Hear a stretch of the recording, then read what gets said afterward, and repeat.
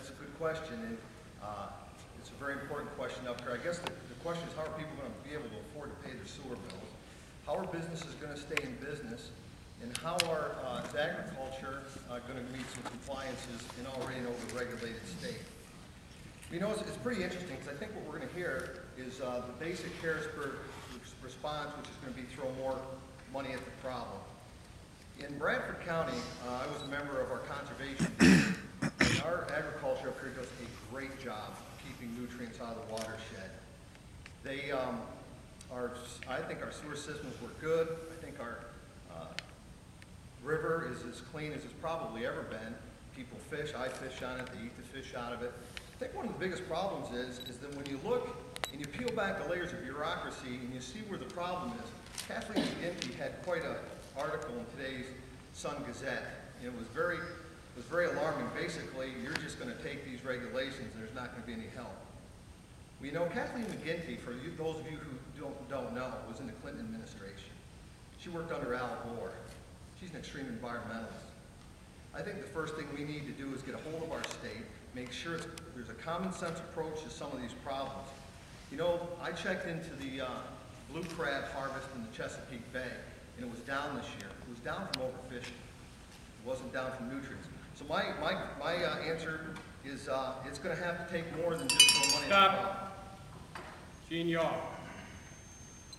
The regulations for the Susquehanna River Basin Commission, according to Kathleen McGinty today, the costs she now admits are about $1 billion.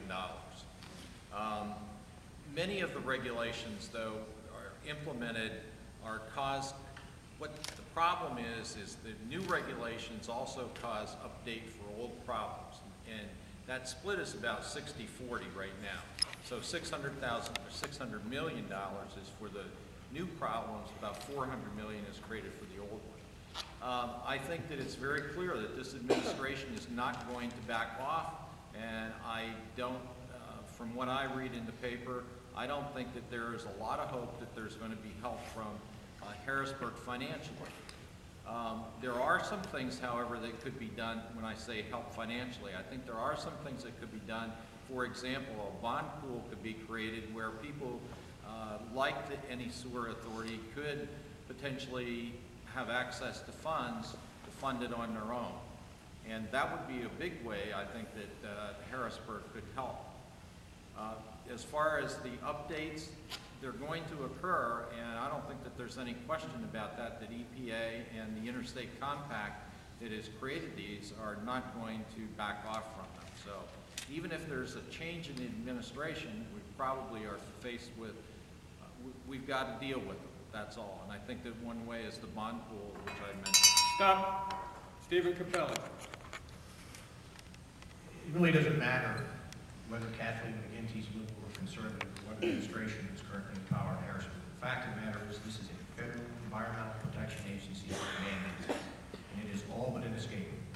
Litigation will likely commence soon by a number of communities, particularly in the south central part of the state, to try and fight this in court, but they will probably lose.